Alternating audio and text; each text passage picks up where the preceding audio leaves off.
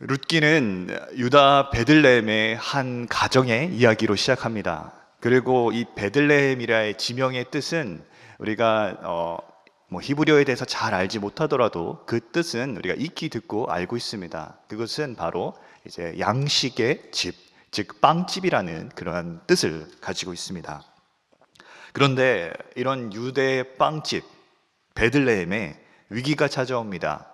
흉년이 이르렀고 이제 그 빵집이라고 부를 만한 그 지명에서 더 이상 빵이 나지 않는 사태가 길게 벌어졌다라는 겁니다. 그리고 오늘 본문에서 읽었던 이제 앞 6절 중에 5절, 5절 가운데에선 그 짧은 구절 안에서도 수많은 인생의 우여곡절들을 우리가 보게 됩니다. 이를 통해서 한 가정에서 망조가 동묘하게 드러나고 그러나 마지막에는 흥조가 드러나는 것들을 사람의 계획과 그리고 하나님의 계획 가운데서 우리가 살펴보길 원합니다. 그러므로 우리가 마지막으로 우리 가정은 과연 누구의 계획과 뜻 가운데 서야 하는지를 오늘 말씀 가운데 살펴보고 결단하는 시간 되기를 원합니다. 첫 번째는 사람의 계획 안에서 우리가 보게 되는 것은 가정의 망조라는 사실입니다. 베들레헴에 닥친 그 흉년을 얼마나 길었을까를 살펴보면 이제 최소 10년은 넘는 그러한 흉년이었습니다. 그래서 베들레헴을 떠나서 모압 땅에서 거류하고 다시 베들레헴에서 양식이 난다, 다시 허락하셨다는 소식을 듣고 돌아가기까지 최소 10년이라고 우리 말씀에서 오늘 우리에게 증언하고 있기 때문입니다. 그리고 그때 이 유다 베들레헴에서 가정을 이끄는 그 가장은 엘리멜렉이었습니다. 그는 베들레헴에서 태어나서 그리고 그의 모든 친척과 유지들이 다 이제 베들레헴에 있을 것이고요. 그리고 그 마을에서 자라났고 토박이였을 겁니다. 그런 엘리멜렉이 그러한 고향을 떠난다라는 것은 결코 쉬운 결정이 아니죠.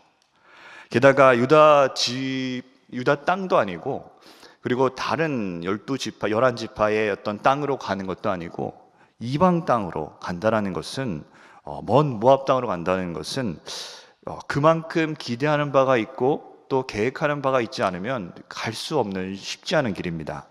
흉년을 극복할 만한 어떤 기대할 만한 큰 계획이 있었다라는 것이죠. 게다가 오늘 1장 21절의 그 앞부분을 보면 이렇게 시작합니다. 내가 풍족하게 나갔더니 이렇게 나오미가 고백을 하죠. 풍족하게 이제 그들은 흉년 가운데서 베들레헴에서 나갔습니다. 그러나 결국 우리가 생각했을 때 흉년이니까 오랫동안 여기서 버티다가 이제 재산들을 다 소비하고서는 어쩔 수 없어서 나가는 거구나라는 그런 모습이 아니라는 겁니다. 그리고 그들은 모압 땅에 아예 정착하는 그러한 모습도 아닙니다. 성경은 그들이 거류하였다라고 말씀하고 있습니다.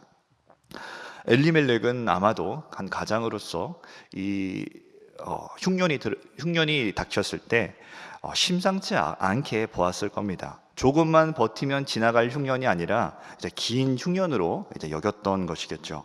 그래서 상식적으로 흉년이면 그 먹을 양식들의 값이 치솟을 겁니다. 그래서 금덩이를 주고서 그 빵을 사 먹고 양식을 취하면서 재산을 탕진하기보단 차라리 진작에 모압 땅으로 간다면 위험하고 또 수고스럽겠지만 풍족한 재산을 지킬 만한 그렇지 않을까라는 그런 계획을 세웠을 겁니다. 그렇게 모압 땅에서 풍족한 재산을 좀 낭비하지 않고 그리고 다시 돌아오는 그러한 큰 계획을 말입니다. 사람의 계획은 분명히 이방 땅에서 잠시 거류하다가 다시 돌아오는 것을 계획합니다. 자신이 모압 땅에서 객사하리라고는 그것을 계획하는 사람은 없습니다. 그러나 엘리멜렉은 모압 땅에 이제 거류한 지 얼마 지나지 않아 이제 죽습니다. 다시 베들레헴에 돌아오지 못하죠.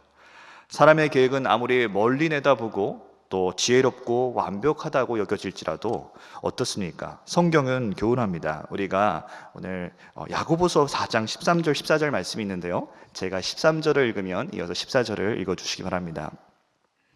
들으라, 너희 중에 말하기를 오늘이나 내일이나 우리가 어떤 도시에 가서 거기서 1년 동안 머물며 장사하여 이익을 보리라 하는 자들아.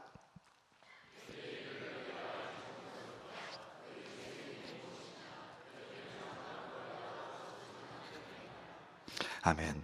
얼마나 허무합니까? 안개와 같이 무력하고 쉽게 넘어지는 존재라는 사실입니다. 그것을 오늘 말씀도 엘리멜렉을 통해서 우리에게 보여줍니다. 그래서 우리는 늘 통제할 수 없는 것을 우리의 어떤 치밀한 계획과 그리고 어떤 근거를 알 수 없는 자신감 가운데에서 통제할 수 있다라고 우리가 종종 착각하곤 합니다.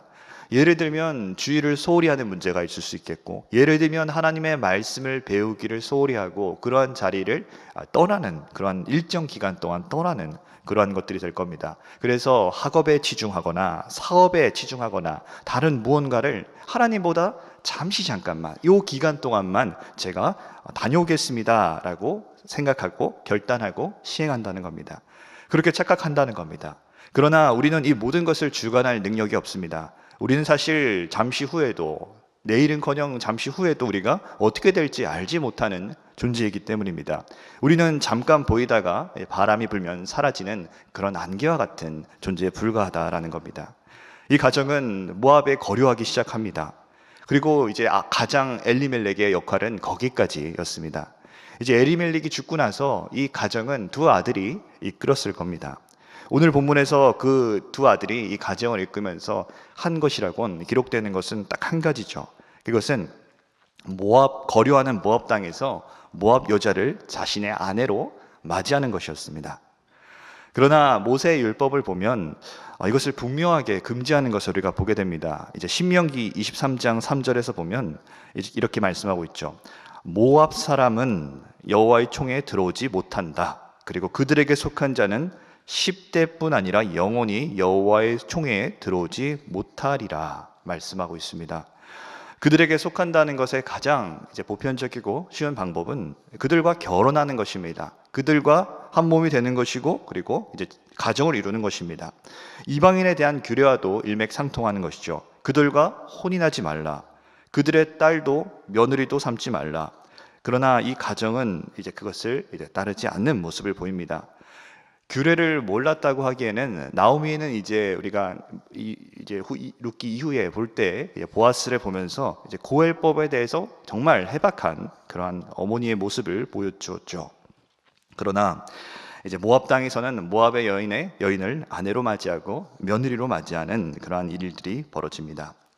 이 흉년을 당할 때 풍족한 재산을 가지고서 이제 모압 땅을 가는 것이 최선이라고 판단하였고 가정을 이끌고 모압 땅에 이제 거류하기 시작합니다.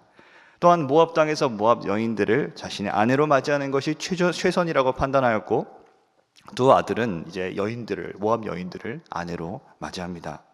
그러나 그 판단 가운데 이 가정은 이제 바닥을 알지 못할 만큼 더 내려가고 추락하는 일들을 겪게 됩니다. 모압 땅에 거류한 지 10년쯤 되었을 때 남편 엘리멜렉이요 두 아들 말론과 기론 역시도 모두 죽었기 때문입니다. 그래서 오늘 본문 5절은 이렇게 말씀합니다. 말론과 기론이 두 사람이 다 죽고 그 여인은 두 아들과 남편의 뒤에 남았더라. 그 여인은 두 아들과 남편의 뒤에 남았더라 라는 것은 다시 말하면 먼저 보냈다는 겁니다. 두 아들과 남편을 먼저 보냈다는 겁니다. 먼저 보내고 뒤에 남았다는 겁니다. 뒤에 남았다는 것은 결국에는 자신의 차례를 기다리는 그러한 모습을 우리가 보게 되고 그러한 이 여인의 심정은 어떠했겠습니까? 아무 소망도 없고 죽지 못해 사는 그런 죽은 듯한 나오미의 모습을 우리가 보게 됩니다. 그리고 이제 나오미는 더 이상 자신을 나오미라고 부르기를, 기쁨을 뜻하는 그 이름을 따라 부르기를 이제 마땅히 여기지 않습니다. 그러나 이제 베들레헴으로 돌아가서 이웃 간에 괴로움을 뜻하는 마라라 부르라 이렇게 자신을 소개하죠. 이제 이 가정의 구성원들은 어떻게 됩니까? 3명이 있습니다. 시어머니인 나오미, 모압 며느리인 오르가와 그리고 룻이 있습니다. 과부 나오미가 이끄는 가정이 되었습니다. 사회적으로도 어떠한 보호도 받을 수 없는 과부고 그리고 베들레헴에서 나올 때만 하더라도 풍족했지만 이제 10년이 지난 지금은 이제 계획과 달리 이제 아무것도 찾아볼 수가 없습니다. 심지어는 그동안 우리를 이끄셨고 또한 그 중심이 되는 그 하나님에 관하여도 전능자가 나를 심히 괴롭게 하셨다라는 괴로움으로 그 관계마저도 이제 허물어지고 튼튼하지 않다라는 겁니다. 그런 가운데 우리가 보게 될 두 번째 주제는 하나님의 계획 속에서 우리는 흥조를 본다라는 사실입니다. 나오미는 이제 기쁜 소식을 듣습니다. 우리가 오늘 본문 6절을 함께 읽겠습니다. 그 여인이 모압 지방에서 여호와께서 자기 백성을 돌보시사 그들에게 양식을 주셨다 함을 듣고 이에 두 며느리와 함께 일어나 모압 지방에서 돌아오려 하여. 아멘. 여호와 하나님께서 자기 백성에게 이제 양식을 주셨다, 빵을 다시 주시기 시작하셨다라는 소식을 듣게 됩니다. 길고 긴 흉년이 끝났고 나오미는 이에 즉각 반응하여 돌아오기 시작합니다. 이제 자기 백성을 돌보시는 하나님, 그 감찰하시는 하나님을 바라보고 소망하면서 고향으로, 그 베들레헴으로 발걸음을 이제 나아갑니다. 두 며느리도 함께 나아갔다라는 것을 우리가 보게 되죠. 이렇게 두 며느리와 함께 일어나서 모압 지방에서 이제 베들레헴으로 소망 가운데 거기에 이제 살 소망이 있고 무언가 있다라는 마음에 들뜬 마음에 나아갑니다. 딸과 같은 이제 며느리와 함께 비록 그 앞에 놓인 그 이제 앞으로의 삶이 다른 사람의 땅에서 추수권이 남긴 그것을 이삭을 주어 연명한다 할지라도 그러나 그 안에서 소망을 찾기 시작하는 거죠. 우리가 오늘은 룻기 아주 일부만 읽었지만 그러나 룻기 전체의 내용을 아마 잘 알고 계실 겁니다. 하나님께서는 이 기쁜 소식 가운데 이 가정을 베들레헴으로 이끄신다라는 사실을 말입니다. 거기서도 이제 남긴 이삭을 주어서 목숨을 연명하지만 그 주인은 다름 아닌 고엘의 어떤 그 의미가 있는 보아스였고 그를 통해서 이 가정에 놀라운 회복을 이루시고 그리고 그 가운데 놀라운 계보를 이루신다라는 것을 우리가 압니다. 이것은 우연이 아니라 그러나 하나님의 섭리 가운데 이루신다라는 사실을 말입니다. 그러나 사람의 계획은 하나님의 섭리를 이해할 수 없고 그것에 관심을 갖지 않습니다. 하나님께서 예비하신 복도 이제 바라보지 않습니다. 하나님께서 이루신 복된 일들을 정말 가득하게 그 베들레헴 가운데에서 이 가정 가운데 준비하고 되어 있는데 또다시 이 가정에 위기가 찾아옵니다. 작은 소망 가운데에서 이제 거류하고 있던 그 모압 땅에서 베들레헴으로 향하는데 갑자기 이제 그 발걸음을 멈춰 세웁니다. 다시 사람의 계획 가운데 자신의 가정을 보고 자신을 보기 시작하는 나오미 가운데 말입니다. 베들레헴에 소망이 있고 그리고 믿고 결단하고 견 가운데 무엇을 생각하는가 하면 결국 가정을 이끄는 가장으로서 지금은 과부 나오미죠. 나오미 자신의 능력과 자신의 처지와 내가 이끄는 가정 가운데 내가 그들에게 무슨 유익을 줄 수 있을까라는 생각에 빠집니다. 그래서 결국 그러한 사람의 계획 가운데 나오미가 말하고 이제 결단하게 되는 것은 너희는 각기 너희 집으로 돌아가라라는 겁니다. 각기 남편을 집에서 위로받기를 원하노라라고 하면서 며느리를 딸과 같이 사랑하고 그들이 이제 사랑으로서 자신을 대했기 때문에 축복하는 가운데 위하는 마음으로 그렇게 보내주었다라는 겁니다. 이제 나와 함께 있으면서 고생하지 말고 시간 낭비하지 말고 좋은 사람 만나서 좋은 가정, 행복한 가정을 꾸리길 바라는 그런 마음 가운데 한 축복이었습니다. 그러나 어찌 보면 이제 이런 나오미는 자신의 처지와 상태에 대해서 내 가정의 어떤 상황에 대해서 정말 객관적이고 상식적으로 보았던 것일 겁니다. 어떻습니까? 늙은 자신에게 남편을 기대할 수는 없습니다. 자식이 배 안에도 자녀도 없습니다. 배 밖에도 자녀도 없습니다. 언제 그들이 자라서 이 며느리에게 보호가 되어줄 그런 남자로서 거듭날 수 있겠습니까? 그런 가운데에서 이제 나오미는 자신이 가장으로서도 어떠한 구성원으로서도 아무것도 해줄 수 없기 때문에 보냅니다. 동행함 가운데 어떤 유익도 없고 이제 풍족했던 그런 시어머니의 모습도 없고 이제 남편으로 삼아줄 자녀도 줄 수가 없습니다. 그리고 그들의 신분은 사회적으로도 취약한 과부에 불과합니다. 게다가 하나님에 관하여서도 하나님께서 나를 치셨다. 하나님과의 관계 역시도 적대적이라고 여기고 있는 그러한 나오미이기 때문입니다. 그렇기 때문에 세상으로 모압으로 돌아가라라고 이제 권면하고 있습니다. 가장인 나오미는 지금 무슨 잘못을 범하고 있습니까? 지극히 객관적이고 상식적이지만 그러나 세상의 관점 가운데 있다라는 사실입니다. 나오미는 자신과 그리고 자신의 가정의 그 가치를 세상 가운데 판단하고 있습니다. 또한 하나님에 대하여서도 잘못 판단하고 생각하고 있다라는 겁니다. 지금에 처한 모든 상황이 하나님의 섭리 가운데 이루어짐을 알고 있기 때문에 하나님이 자신에 대해서 적대적이라고 지금 여기고 있습니다. 그러나 사실은 어떻습니까? 하나님께서는 그러한 그녀 가운데 함께 하십니다. 그녀의 가정은 누가 이끌었습니까? 엘리멜렉입니까? 그리고 아니면 그 두 아들입니까? 아니면 지금 이끄는 과부 나옴입니까? 이 가정의 변함없는 주인은 신실하신 하나님이십니다. 하나님께서 이 가정을 이끌고 계십니다. 비록 나오미의 이 모습은 지금 부유하지 않고 볼품없고 그리고 소망도 없지만, 그러나 자녀에게 해줄 수 있는 것 또한 스스로의 어떠함으로서는 아무것도 없을지 모르지만, 그러나 풍족할 때나 빈곤할 때나 나오미와 그 가정의 가치는 변하는 것이 아닙니다. 하나님의 계획 안에서, 하나님의 그 가치 안에서는 사람의 계획과 그 선택 가운데에서 그 가정의 가치가 정말 끝을 모도록 떨어지고, 그리고 정말 여러 가지 내가 어떠한 것도 해줄 수 없다라는 그런 절망 가운데 빠질지 몰라도 가정의 가치가 변하지 않는다라는 사실입니다. 나오미와 함께 하시는 그 하나님께서 변함없이 신실하시기 때문입니다. 언약에 신실하신 하나님으로 말미암아 나오미와 그 가정의 가치는 변함이 없고, 하나님께서는 이 망조가 가득한 가정 가운데서도 놀랍도록 흥하게 하실 거라는 사실입니다. 괴로움을 다시 기쁨으로 변화시키실 것이고, 룻에게 놀라운 일을 행하실 것입니다. 이렇게 이방인 룻을 그 어머니의 백성이 되게 하시고 또한 하나님이 되어주신다라는 겁니다. 또한 언약에 대한 신실함 가운데 하나님께서는 구원의 계획을, 인류의 구원의 계획을 이 가정 가운데 왕 다윗이 나게 하시고, 그리고 다윗의 후손 가운데 예수 그리스도를 예비하고 계시기 때문입니다. 이어서 우리가 살펴볼 것은 마지막으로 이제 우리는 우리 가정을 어떻게 바라보고 있는가라는 사실입니다. 우리 가정은 어떻습니까?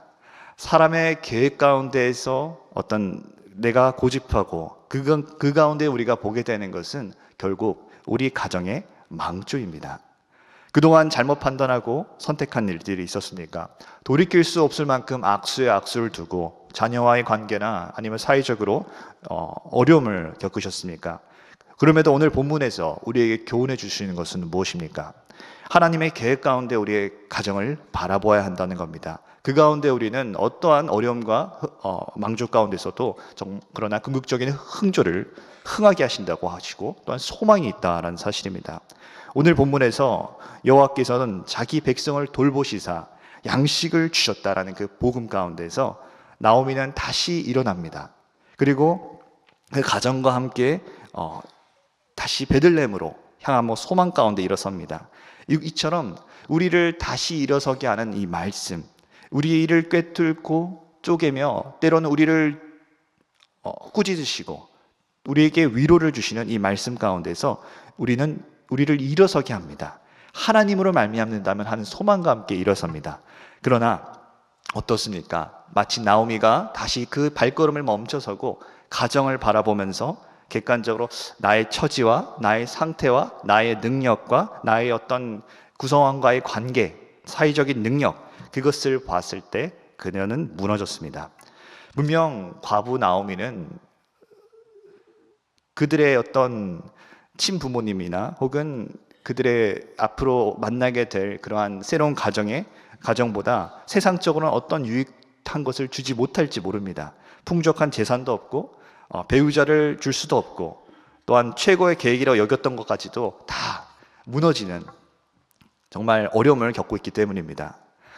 이렇게 내 가정의 가치를 사람의 계획 안에서 또한 그러한 가치관 가운데서 우리가 판단하게 되면 결국 우리 가운데서도 벌어지게 된 일들은 나오미가 그 며느리에게 한 일들과 동일합니다.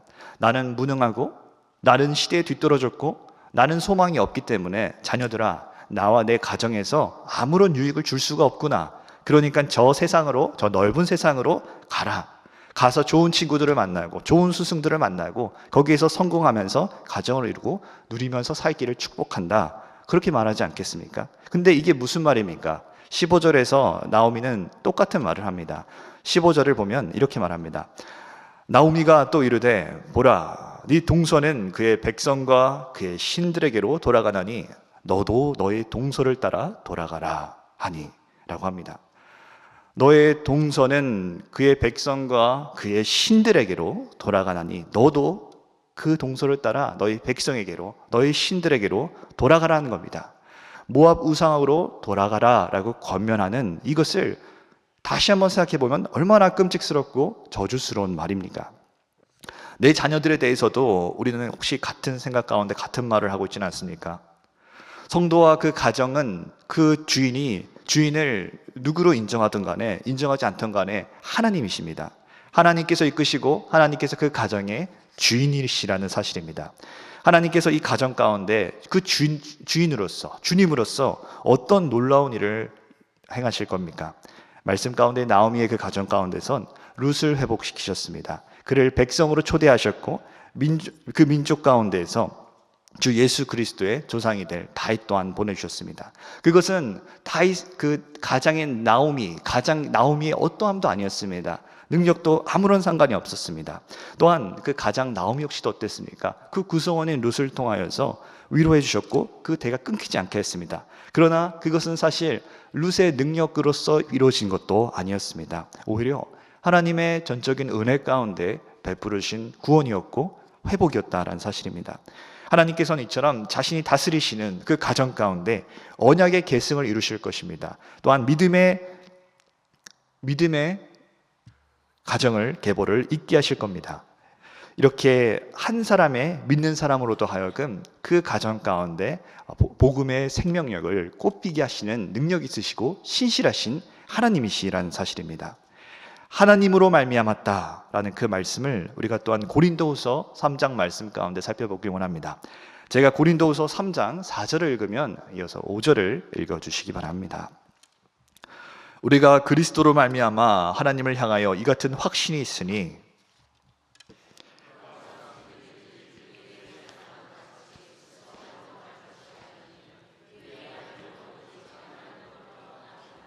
아멘. 이 말씀의 배경은 이제 거짓 교사들에게 공격을 당할 때입니다. 이제 바울의 사도권에 대해서 이제 의심받고 이제 공격을 당할 때이죠. 그러나 사도권뿐만 아니라 우리의 가정과 가장에 대한 것들도 우리가 이 말씀 가운데 생각해 보길 원합니다. 무엇이든지 우리에게서 난 것이 우리를 만족시키는 것이 아니라라고 하였습니다. 우리의 능력과 우리의 어떠함으로서가 아니라 오직 그것은 우리의 만족은 하나님으로부터 났다라는 사실입니다. 사람의 계획 가운데 아무런 만족도 찾아볼 수 없는 나요 그리고 나의 가정일지라도 이 가정의 주인은 내가 아니라 하나님이시고 또한 이 가정을 만족시키시고 주실 은혜들은 오직 하나님께로부터 난다라는 사실입니다. 부모로서 우리는 그리스도로 말미암아 이렇게 만족을 주신다라는 하나님을 향한 확신을 가지고 있어야 됩니다. 사람의 계획 가운데에서 이 가정이 또한 내 가정이 만족이 없었고 그래서 많은 우여곡절 가운데 있었을지라도 세상의 우상으로 돌아가라, 세상으로 가라 그렇게 말하는 것이 아니라 하나님의 계획 가운데 그리스도로 말미암아 이 가정 가운데 주시는 그러한 만족을 우리는 확신해야 되고 소망해야 된다라는 겁니다. 이 가정에서 내가 아무것도 줄 수 있는 것이 없다는 생각 가운데 세상으로 구성원들을 보내지 마시기 바랍니다. 그런 가정을 또한 소홀히 여겨서도 안 됩니다. 저희 가정은 이 지경이고 이 모습까지 이르렀습니다. 그렇게 망조에 가득한 가정이라 할지라도 나오미와 룻에게 또한 룻이 또한 나오미에게 그 가정 안에서 하나님께서 이루신 영향력을 우리가 살펴보길 원합니다. 하나님께서 사람의 계획 가운데 우리가 판단할 때는 그것을 평가절하하고 그것을 소중하게 여기지 못할 때가 참으로 많지만 그러나 또한 아무리 뛰어난 계획과 지혜 가운데 그것을 계획하고 이제 그것을 나아간다 할지라도 그것은 다 안개와 같이 부질없고 무능하고 무지한 격이고 허망했던 것을 우리가 보게 됩니다. 그러나 하나님의 계획 가운데서 우리가 우리의 가정을 볼 때 나와 함께 하신 하나님으로 말미암아 그 하나님께서 신실하심으로 말미암아 우리는 거기에 소망을 발견할 수 있습니다. 우리의 만족은 오직 하나님으로부터 나고 예수 그리스도로 말미암아 또한 가정의 주인 되신 하나님께 있다라는 확신을 가지시기 바랍니다. 이 가정의 가치는 가장의 능력이 아니라 그 형편이 아니라 또한 구성원의 어떠함이 아니라 그러나 오직 신실하신 하나님으로 말미암는다라는 사실입니다. 가정뿐만 아니라 우리가 넓게 생각해 보면 교회 공동체도 마찬가지입니다. 예를 들어서 교회의 각 전도회, 남녀 전도회가 있습니다. 또한 우리 교회 같은 경우는 오후 2시에 있는 장년부도, 이제 부서들도 청년부, 장년부도 이제 많이 있죠. 그 예수 그리스도를 배우고 또한 교제하는 그러한 자리들을 사모하고 계십니까? 혹은 그 모임이나 아니면 그 시간들을 그들이 처한 그 상황들이나 아니면 그 전도회나 부서가 이루고 있는 그 구성원에 대한 가치를 어떤 그 사람들로 인하여서 평가하고 혹시 평가절하고 함부로 평가하지 않는지를 우리가 돌아보길 원합니다. 사람으로 말미암아 그것을 속단하여서 함부로 평가하기보다 그것의 주인 되신 하나님으로 말미암아 하나님께서 그들과 나 가운데 어떻게 이루시고 또한 어떤 예수 그리스도를 알게 하시고 또한 나로 하여금 은혜를 누리게 하실지를 기대하는 마음으로 참여하는 그러한 성도 되기를 원합니다. 또한 가정 가운데서 우리가 마지막으로 살펴보길 원하는 것은 주인 되신 하나님으로 말미암아 우리가 가정에서 무엇을 할 수 있을까라는 겁니다. 이 가정의 주인이 하나님이시라면 신자는 마땅히 그 가정 가운데서도 참으로 어렵습니다만 시간을 정하고 함께 하나님을 기억하고 감사하며 찬양하는 시간, 그것을 세우는 것이 마땅합니다. 신실하신 하나님을 찬양하기를 우리는 주저해서는 안 됩니다. 우리는 마땅히 가정에서도, 교회에서뿐만 아니라 가정에서도 하나님 앞으로 나아가야 합니다. 만일 우리의 가정의 구성원들이 대학이나 입시 가운데 있다면 뛰어난 입시 전문가나 멘토로에게 이끌어주지 않겠습니까? 또한 아프다고 한다면 용한 의사나 어떤 그런 전문가들에게 나아가지 않겠습니까? 하물며 전지전능하신 하나님이라면 우리가 그 앞에 모이고 주인 되신 하나님을 바라보고 그 앞에서 함께 예배하기를 주저해서는 안 됩니다. 이러한 가정의 시간, 가정 예배라고도 하고 또 모임이라고도 할 텐데 시간이 중요한 것이 아니죠. 형식보다도 중요한 것은 아멘으로 시작하는 것입니다. 이 가정의 주인이 주님이시라고 한다면 그 가정의 흥함이 주님께 달려있다는 고백 가운데 결단하시길 바랍니다. 주저하지 말고 시간을 정하고 잠시 잠깐 모일지라도 하나님의 주되심을 고백하고 우리가 그 주님께, 주인 되신 분께 우리의 기도 제목을 아뢰며 그렇게 시작하는 주님이 우리의 가정의 주인이십니다 라는 것을 교회에서뿐만 아니라 주님께 소망을 걸고 또한 주님 안에서 이 가정이 흥하리라는 소망 가운데 함께 모이는 동북교회 성도 되기를 그리스도 이름으로 축원합니다. 기도하겠습니다. 신실하신 하나님 아버지, 저희의 지혜와 계획은 마치 바람에 사라지는 안개와 같이 허망합니다. 최선이라고 생각하고 이것이 가장 지혜롭다고 생각했던 그런 판단 역시도 걷잡을 수 없는 지경에 이르는 것을 보게 됩니다. 그렇게 저희의 무지와 무능 가운데 저희 가정 구성원들을 떠나보내며 세상에서 성공하기를 권면하며 나아가라라고 얘기합니다. 그러나 이제는 이 가정을 주님의 계획 안에서 주님 안에서 소망하며 바라보길 원합니다. 신실하신 하나님께서 저희 가정에서 베풀으실 은혜를 사모합니다. 저희의 어떠함이 아니요, 가장의 어떠함이 아니고 구성원의 어떠함이 아니라 하나님으로 말미암아 저희의 자녀들이 이 가정을 통해서 또한 성도들이 교회의 여러 모임을 통하여서 그리스도를 아는 지식이 자라가게 하여 주시옵시고 믿음의 교제를 누리게 하여 주시옵소서. 모든 일을 이루실 하나님을 찬양드리오며 예수님 이름으로 기도드립니다. 아멘.